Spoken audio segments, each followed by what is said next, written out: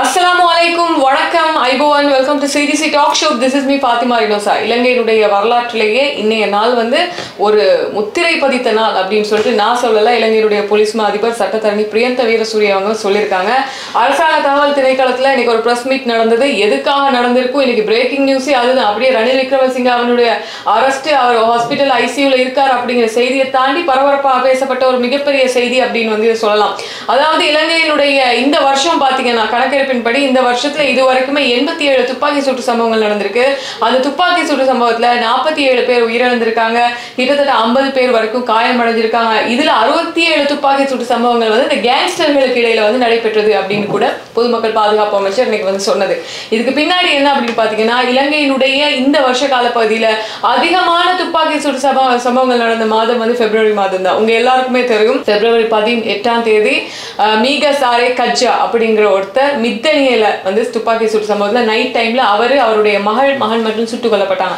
அதுக்கு அடுத்த நாள் இலங்கையிலுடைய ஒரு கேங்ஸ்டரான கணேமுல்ல சஞ்சீவகுமார் சமரரத்ன அப்படின்னு சொல்லக்கூடிய அவர் பூச சிறைச்சாலையில இருந்து ஒரு வழக்குக்காக கூட்டிட்டு வந்திருக்காங்க கொழும்பு கோட்டை நீதிமன்றத்துக்கு. கூட்டு வந்த இடத்துல ஒரு சட்டத்தரணி மாதிரி ஒருத்தர் வேஷம் போட்டு குற்றவியல் கோவை சட்ட புத்தகத்துக்குள்ள துப்பாக்கியை வச்சு ஷூட் பண்ணிட்டு போன சம்பவம் நடந்திருந்தது. அதோடலாம் சம்பந்தப்பட்டவங்க யார் அப்படின்னு தேடி பார்க்கும் பொழுது மிகவும் ஒரு மாதிரியான அந்த திரைப்படங்கள்லாம் பேர்லாம் வரும்ல, அதாவது இந்த சனியன் சகட, மாட்டு ரவி, இந்த ஒரு மாதிரியான பேர்கள்லாம் வரும்ல, அந்த மாதிரி பேர்கள் தான் அந்த கேங்ஸ்டருக்கு வைக்கிறாங்க போல. கேல் பத்ர பத்மே அப்படின்னு சொல்றாங்க. அவருடைய பேர் மண்டிலு பத்மஸ்ரீ பெரேரா. இவர் அரசாங்கத்தினுடைய கண்ணில் விரல விட்டு ஆட்டிட்டு இருந்தவர்.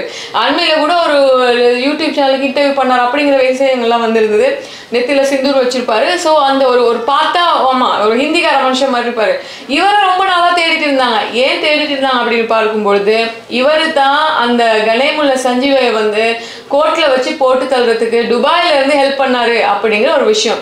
அதுக்கப்புறமா அந்த மீகசாரே கஜ்ஜா, அதுக்கு முன்னாடி நாள் நைட்ல கொல்லப்பட்டார் இல்லையா, பிப்ரவரி 18, அவரை கொண்டவங்க தான் பெக்கோ சமன் அப்படிங்கிற ஒருத்தரும் லஹிரு, அதாவது தெம்பிலி லஹிரு, பேரை பார்த்தீங்களா, தெம்பிலி லஹிரு அப்படிங்கிறவங்க தான். இவங்க எல்லாமே சக ஆக்கள் தான் அப்படின்னு சொல்றாங்க. அதாவது நம்ம நாட்டுல உள்ள கிட்டத்தட்ட 75 பேருக்கு ரெட் அலர்ட் கொடுத்து வச்சிருக்காங்க. எந்த நாட்டுல இருந்தாலும் பிடிங்க அப்படின்னு சொல்லிட்டு. இதுல 20 பேரை நம்ம நாட்டுக்கு கொண்டு வந்துட்டாங்களாம், இந்த கேங்ஸ்டர்ஸ் எல்லாமே. அப்படின்னு பார்க்கும்பொழுதுதான் இன்னைக்கு மிகப்பெரிய ஒரு சம்பவமாக அமைஞ்சு இருந்தது. கேல் பத்ர பத்மையை அரெஸ்ட் பண்ணிட்டீங்களா பா, சபாஷ் சபாஷ் பா, நல்ல விஷயம். கவர்மெண்ட்னா இப்படிதான்ப்பா இருக்கணும் அப்படிங்கிற மாதிரி நிறைய பேர் கவர்மெண்ட் பாராட்டி இருந்தாங்க. 6 பேரை கைது செஞ்சிருக்காங்க. இதுல மெயின் தலை தான் கேல் பத்ர பத்மே அப்படின்னு சொல்லக்கூடிய மண்டினு. அவரோட பேர் பார்த்தீங்கன்னா மண்டினு பத்மஸ்ரீ பெரேரா அப்படிங்கிறவர். அதுக்கப்புறம் பார்த்தீங்கன்னா கொமாண்டோ சாலிந்த அப்படிங்கிற ஒருத்தர். அதுக்கப்புறம் பெக்கோ சமன். இந்த பெக்கோ சமனினுடைய மனைவியை அரெஸ்ட் பண்ணியிருக்காங்க. அவன் பேர் சாஜிகா லக்ஷானி. பெக்கோ சமனினுடைய 3 வயது பிள்ளை அரெஸ்ட் பண்ணியிருக்காங்க. அதுக்கப்புறம் பானந்துர நிலங்க அப்படிங்கிற ஒருத்தர். இந்த தெம்பிலு லஹிரு அப்படிங்கிறவர் தான், தெம்பிலி லஹிரு. இந்த பானந்துர நிலங்க அந்த பானந்துர சவுத் ஏரியாவில் தெற்கு ஏரியாவில் நடைபெற்ற கொலைகளுக்கு மிக முக்கியமாக காரணமானவர் அப்படின்னு சொல்லப்படுது. அதுக்கப்புறம் இந்த தெம்பிலி லஹிரு, இந்த பெக்கோ சமன் எல்லாம் நல்ல கூட்டாளி அப்படின்னு சொல்லப்படுது.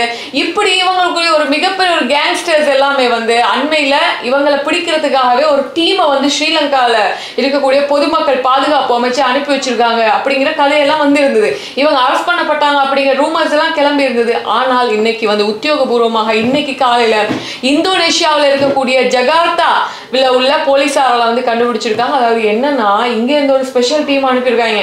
அதாவது சிஐடியினர், இலங்கை போலீசார், இந்தோனேஷிய போலீசார், இன்டர்போல் அப்படின்னு சொல்லக்கூடிய இந்த சர்வதேச போலீசார், இதனுடைய இந்தியாவினுடைய புலனாய்வுத்துறை ஹெல்ப் பண்ணிருக்கு அப்படின்னு சொல்றாங்க. இவ்வளவு பேரோட அந்த ஒத்துழைப்போட கிட்டத்தட்ட 7 நாள் தீவிரமா ரொம்ப எக்ஸ்ட்ரீம் லெவல்ல ரைடு பண்ணியிருக்காங்க. இவங்க இங்கதான் இருக்காங்கன்னு கண்டுபிடிச்சிட்டாங்க போல.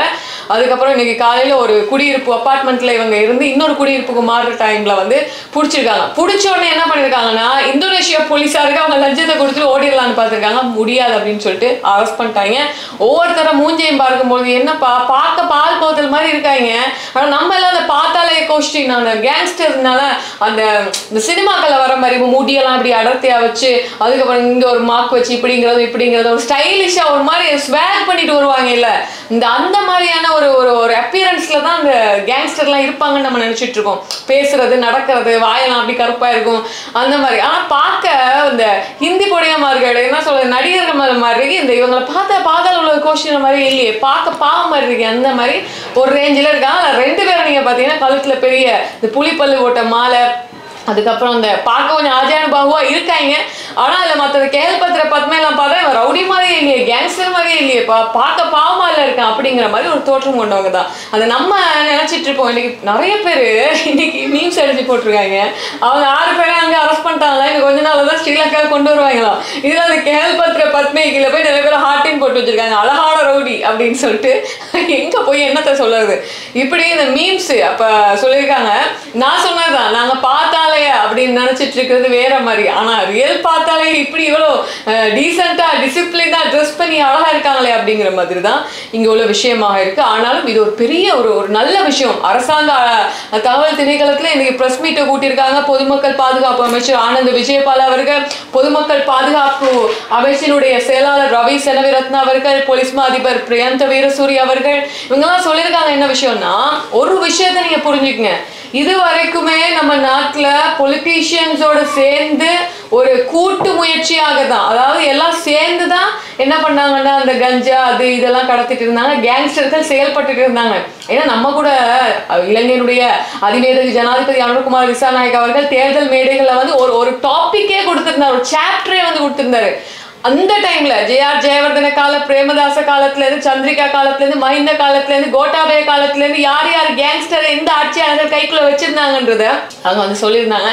அனுர் அவர்கள் அதை நான் தமிழ்ல கூட போட்டிருக்கோம். அப்ப அதுல இன்னைக்கு பொதுமக்கள் பாதுகாப்பு அமைச்சர் ஆனந்த் விஜயபால சொன்ன என்னன்னா, பொலிட்டீஷியன் சப்போர்ட் அவங்களுடைய சுய இருப்ப அவங்களுடைய அந்த பதவியை தக்க வச்சுக்கிறதுக்காக நிறைய கேங்ஸ்டர்ஸை பயன்படுத்தினாங்க. இதுக்கப்புறம் இனி அப்படி நாங்க விடவும் மாட்டோம் அப்படின்னு சொல்லியிருக்காங்க. இதுல என்னன்னா, நம்ம நாட்டுல ஐஸ் போதைப் பொருள், ஹெரோயின் போதைப் பொருள்ல வந்து நல்லா டிஸ்ட்ரிபியூட் பண்றாங்க இல்லையா, அதுல மேக்சிமம் இவங்களுடைய பங்களிப்பு இருக்கு. இன்னைக்கு அரெஸ்ட் பண்ணாங்க இல்லையா 6 பேரு, பொண்டாட்டி புருஷன் புள்ள மற்ற 4 பேர், இவங்க எல்லாம் சேர்ந்து இன்னும் இருக்காங்க நிறைய பேர். ஆனா மெயினான ஆட்கள் தான் இந்த கேள்பத்திர பத்மே எல்லாம் அப்படின்னு வந்து சொல்லியிருக்காங்க. இதுக்கப்புறம் அப்படி நடக்காது.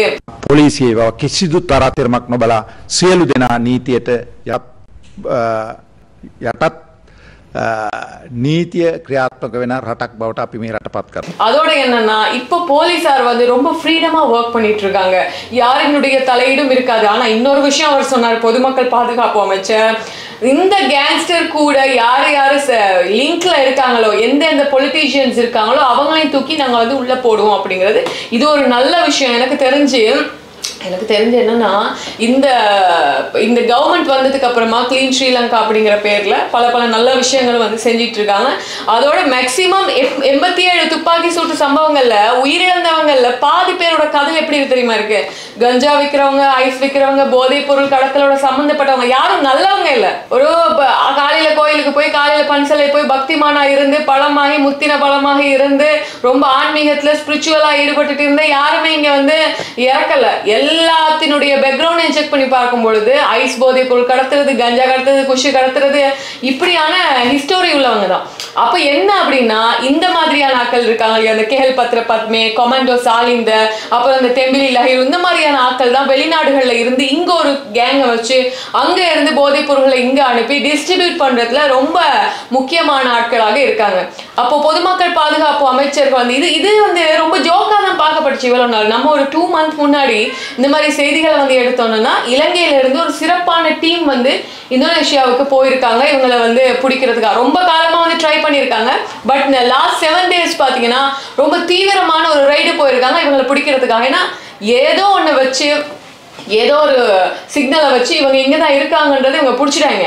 பிடிச்சதுக்கு அப்புறம் தான் கன்ஃபார்ம் பண்ணி அங்கதான் இருப்பாங்கன்னு சொல்லிட்டு சர்வதேச போலீசார் உட்பட எல்லாருடைய அந்த கோஆபரேட் பண்ணி இதை பண்ணியிருக்காங்க அப்படின்னு பொழுது நல்ல விஷயம் தான். ஆனா ஒண்ணு, இப்ப இவங்க வந்து ஸ்ரீலங்காவுக்கு கூட்டு வந்தாலும் இவங்க கிட்ட இருந்து பல வாய்மொழி மூலமாக விஷயங்கள் எடுக்கலாம். ஆனா அவங்க எல்லாம் பிடிபட்ட அந்த போட்டோஸ் எல்லாம் நான் காமிக்கிறேன் பாருங்க, கண்ணுல எந்தவித பயமுமே இல்லாம ரொம்ப காமா இருந்துட்டு இருக்கு. அதுல ஒருத்தர் மட்டும்தான் ஒரு மாதிரியா பாத்துட்டு இருக்காப்புல.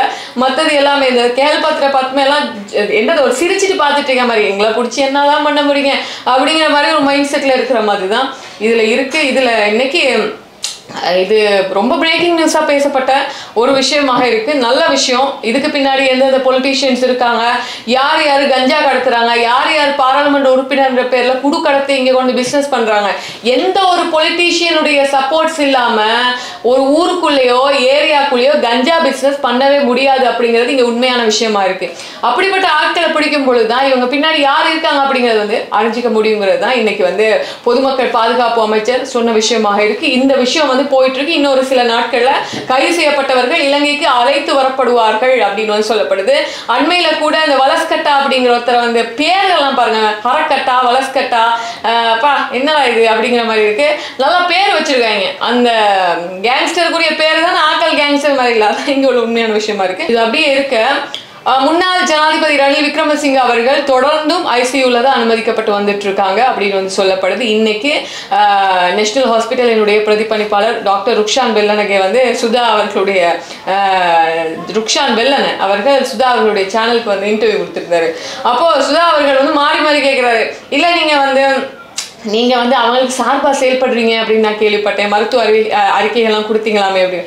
ஸோ இன்னைக்கு ருக்ஷான் பெல்லன் அவர்கள் வந்து ரொம்ப பயந்து போய் பேசின மாதிரியே இருந்துச்சு. எனக்கு அந்த ஸ்டடியா பேசல. அவர் சொன்னார் என்னன்னா, இன்னும் கொஞ்ச நாள் நான் ஓய்வு பெற போறேன், நான் செய்யற என்னுடைய கடமையை தான் நான் செஞ்சேன் அப்படிங்கிற மாதிரியெல்லாம் அவர் சொல்றாரு. ஆனா என்னமோ அவருடைய முகத்துல ஒரு பயம் தெரிஞ்சுது. இந்த கேப்ல இன்னொரு விஷயம் ஓடிட்டு இருக்கு. என்ன தெரியுமா, இப்போ இந்த 22ஆம் தேதி அரெஸ்ட் பண்ணப்பட்டு அவர் ஹாஸ்பிட்டலைஸ் பண்ணப்பட்டு ஐசியூல இருந்தார்ல, இதுக்கெல்லாம் எதிர்கட்சி தலைவர்கள்லாம் போய் பார்த்துட்டு வந்தாங்க இல்லையா.